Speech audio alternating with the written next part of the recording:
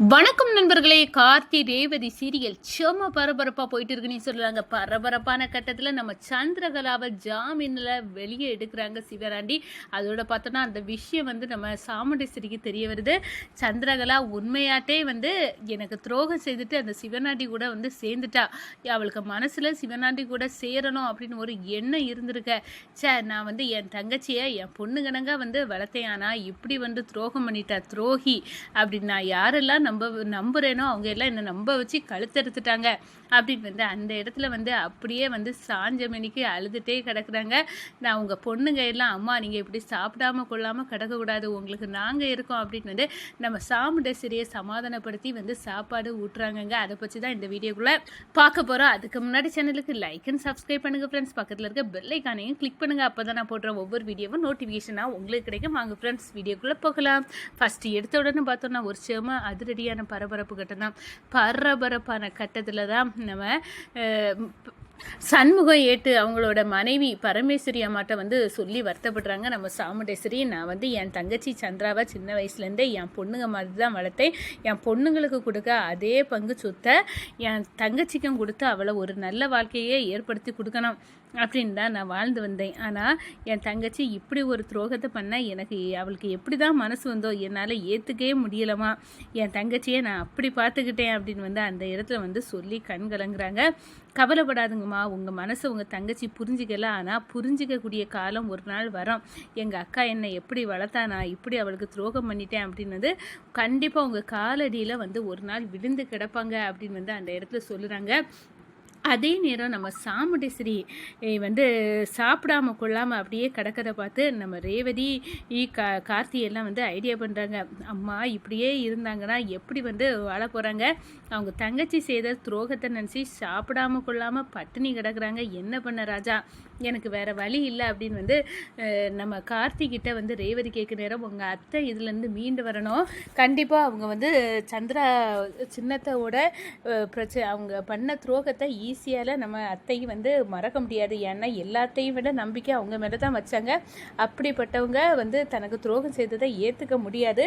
ஆனால் அதெல்லாம் அத்தை மீறி வெளியே வருவாங்க, அதுக்குள்ள சந்தர்ப்பம் அமையும் அப்படின்னு நம்ம ராஜா சொல்லுறாங்க. ஒரு கட்டத்தில் பார்த்தோன்னா நம்ம எல்லாரும் சேர்ந்து நம்ம அம்மாவுக்கு சாப்பாடு கொடுக்கலாம, தண்ணி கூட குடிக்காமல் அப்படி ரொம்ப கஷ்டத்தில் இருக்காங்க அப்படின்னு அந்த இடத்துல சொல்ல நேரம் சரி, நம்ம 3 பொண்ணுங்க இருக்கோம்ல இப்போ அம்மாவுக்கு, அவங்க எல்லாரும் சேர்ந்து சாப்பாடு கொடுக்க நேரம் கண்டிப்பாக அம்மா சாப்பிட தான் செய்வாங்க, பட்டினி கிடக்க மாட்டாங்க அப்படின்னு நம்ம ரேவதி ஐடியா பண்ணி நம்ம சுவாதி, ரோஹிணி, அதோட நம்ம ரேவதி இவங்க 3 பேரும் சேர்ந்து சாப்பாடை எடுத்து வைக்கிறாங்க. அம்மா நீங்கள் வாங்க, நீங்கள் சாப்பிடணும், நீங்கள் இப்படி பட்டினி கிடக்கிறத ஒரு ஓரமாக இருந்து அழுதுட்டு இருக்கிறது இதெல்லாம் எங்களால் பார்த்துக்கவே முடியலை. நாங்கள் பார்த்த அம்மா அவங்க ஒரு தன்னம்பிக்கையோட சாதனை பெண்ணாட்டு தான் நாங்கள் பார்த்தோம்.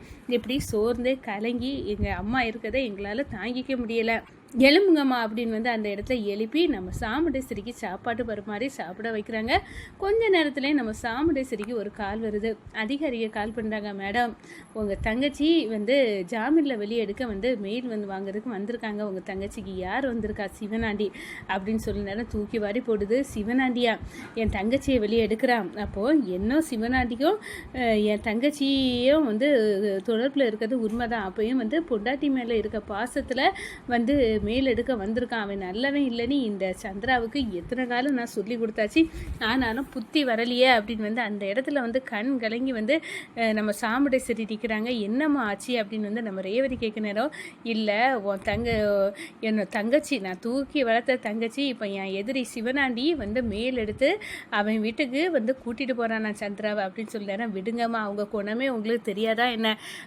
எடுக்கட்டும், அவங்க அப்படி தான் முந்தியே இந்த வீட்டுக்குள்ளே இருந்துக்கிட்டு அவனுக்கு ஆதரவாட்டு தான் எல்லாம் செய்துட்டு இருந்தாங்க. இப்போ நேரடியாக செய்ய போகிறாங்க. அதானே, செய்துட்டு போட்டுமா, இந்த வீட்டில் இருந்தால் கண்டிப்பாக அவங்க யாரையும் நல்லா இருக்க விட மாட்டாங்க அப்படின்னு சொல்ல நேரம் அப்படியே நம்ம சந்திராவின் துரோகத்தை நினச்சி அப்படியே துடிச்சிட்டு இருக்காங்க. இந்த சைடு நம்ம சிவனாண்டி ஸ்டேஷனுக்கு போகிறாங்க. நம்ம சந்திரகலாவை பார்த்த உடனே, சந்திரா கவலைப்படாத, உனக்கு நான் இருக்கேன், நீ என்னால் தானே இந்த சிறை தண்டனையை அனுபவிச்சுட்டு இருக்க, உன்னை நான் வெளியே கொண்டு வரதுக்கு மேலில் எடுக்க தான் வந்திருக்கேன். என்னங்க நீங்கள் எடுத்துகிட்டு போயிடுவீங்க, எங்கள் அக்கா கண்டிப்பாக அதுக்கு பிறகு என் கண்ணிலே முழிக்கக்கூடாதுன்னு என்னை ஒதுக்குவா. நீ உங்களுக்கும் எனக்கும் தொடர்பு இருக்குன்னு தான் அவளுக்கு தெரிஞ்சு போச்சு. ஆனாலும் உங்கள் மேலில் நான் வெளியே வந்தேன்னா என்னை கண்டிப்பாக ஓரம் கட்டிடுவா அப்படின்னு சொல்ல நேரம் அதெல்லாம் பார்த்துட்டு இருந்தால் வேலைக்கு ஆகுது சந்திரா. இனி வந்து உங்கள் அக்கா காரிக்கு உண்மை தெரிஞ்சு போச்சு. நம்ம 2 பேர்த்துக்கும் இருக்க தொடர்பு வந்து வெளியே வந்தாச்சு. அது பிறகு நம்ம என்ன பார்த்துட்டு இருந்தால் வேலைக்கு ஆகாது அப்படின்னு வந்து அந்த இடத்துல வந்து சொல்லுறாங்க. ஒரு கட்டத்தில் பார்த்தோன்னா மெயிலில் எடுத்து நம்ம சந்திரகலாவுக்கு கையை பிடிச்சி நம்ம சிவனாண்டி அவங்க வீட்டுக்கு கொண்டு போகிறாங்க. அதோட பார்த்தோன்னா முத்துவேலு வா மருமகளை வா, உன்னை வந்து இந்த நிலைமைக்கு ஆக்குன அந்த டிரைவர் பையலையும் சாமுண்டேஸ்வரியும் விடக்கூடாது அப்படின்னு வந்து சொன்னேன். என் அக்காகாரி என் மேலே அவ்வளோ நம்பிக்கை வச்சுருந்தா. ஆனால் அந்த நம்பிக்கையெல்லாம் தரமட்டமாக போனதை அவளால் தாங்கிக்க முடியாது. கண்டிப்பாக என் மேலே இருக்க கோவத்தில் மெயிலெல்லாம் எடுக்க மாட்டான்னு எனக்கு நல்லாவே தெரியும். அதனால தான் நீங்கள் எடுத்த மெயிலில் நான் வெளியே வந்திருக்கேன். ஆனால் இந்த விஷயம் இப்போ என் அக்காகாரிக்கு காதுக்கு போயிருக்கோம். அவள் கண்டிப்பாக இனி என்ன ஏற்றுக்க போக மாட்டா அப்படின்னு சொன்னாரா. அவள் ஏற்றுக்காட்டா என்ன, உனக்கு நாங்கள் இருக்கோம் அப்படின்னு வந்து அந்த இடத்துல வந்து ஏற்றுக்க வச்சுக்கிட்டாங்கன்னு சொல்லலாம் நம்ம சிவனாண்டியும் முத்துவேலும். நாங்கள் இருக்கோம், கவலைப்படாத சந்திரா, கவலைப்படாத சந்திரா அப்படின்னு வந்து அந்த இடத்துல சொல்லுறாங்க. ஆனால் நம்ம சந்திரகலா அங்கே போன பிறகுதாங்க நம்ம முத்துவேலின் குட்டு வெளிப்படம். முத்துவேலு ஏற்கனவே வந்து ஒரு பெரிய லேடிஸ் விஷயத்தில் மோசமான ஒரு நபராக வந்து இருப்பார். ஏன்னா சிவகாமி அம்மா நம்ம சாமுண்டேஸ்வரியோட அம்மா சாவுக்கும் இந்த முத்துவேல் தான் காரணம். இந்த முத்துவேல் அவங்கக்கிட்ட தவறாக நடக்க முயற்சி தான். அப்படி தான் வந்து அவங்க வந்து கண்டுபிடிச்சி இந்த முத்துவேலின் தொலியை உரிக்க நேரம் தான் அந்த சாப்பாட்டில் வந்து விஷத்தை போட்டு வச்சு நம்ம சிவகாமி அம்மா சாவுக்கு காரணமாக இருந்தால் முத்துவேலு. இப்போ நம்ம சந்திரகலா அங்கே இருக்க நேரம் கண்டிப்பாக சந்திரகலா வாழ்க்கையிலையும் விளையாடுவான். அதோட பார்த்தோன்னா பூகம்பம் வெடிச்ச கிடையாது பிரச்சனை வரும். அப்போ தான் நம்ம சாமுண்டேஸ்வரிக்கு இந்த விஷயம் தெரிய வரும். அப்போ தான் வந்து ஒரு ஆத்திரத்தில் உங்கள் அம்மாவும் இப்படி நான் செய்ததுனால தானே அவள் வந்து நான் வச்ச சாப்பாட்டில் விஷம் வச்சே கொன்னேன், அதே மாதிரி ஒன்றையே செய்ய வேண்டி அப்படின்னு வந்து மருமக அப்படின்னு வந்து கூப்பிட்ட அந்த வாயி நம்ம சந்திராவை வந்து இதை பாடா படுத்த போவு அப்படின்னே வந்து சொல்லலாம். ஒரு கட்டத்தில் நம்ம சந்திராவுக்கு முத்துவேலு அவரோட உண்மையான சுயரூபம் தெரிய வரும். அதோட பார்த்தோன்னா இதை மாமான்னு சொல்லிட்டு இருந்தேன், இவர் பயங்கர ஆளாக இருக்கார, இப்போ 2 கட்ட நிலையில் மாட்டிக்கிட்டேன். என் அக்காளுக்கும் இவரை பற்றியே வந்து உண்மையை தோலிரிச்ச முடியலை. இப்போ என்ன அப்படின்னு வந்து அந்த இடத்துல நம்ம சாமுண்டேஸ்வரி சந்திராவுக்கு வந்து உதவுவாங்க. ஒரு கட்டத்தில் உண்மையெல்லாம் வந்து வெட்ட வெளிச்சமாக வந்து நம்ம சண்முகம் ஏற்று அவரோட மனைவி பரமேஸ்வரி வாயால் வந்து அந்த போஸ்ட்மார்ட்டம் ரிப்போர்ட்டு எல்லாத்தையும் பார்த்து வந்து தெரிய வரும். அதோட பார்த்தோன்னா 2 குடும்பம் ஒன்று சேர நம்ம ரோஹிணிக்கு வந்து குழந்தை பிறகு அந்த நேரம் வந்து நம்ம ராஜ சேதுபதியோட குடும்பமும் இந்த சாமுண்டேஸ்வரி குடும்பமும் ஒன்று சேரும். அதோட இப்போ நம்ம சந்திராவோட வந்து முத்துவேல் வீட்டுக்கு வந்து பொய்யாச்சு. நம்ம இனிதான் வந்து ஆட்டம் சூடு பிடிக்க ஆக போகுது. நம்ம முத்துவேலின் சுயரூபம் வெளிப்பட போகுதுன்னே சொல்லலாங்க.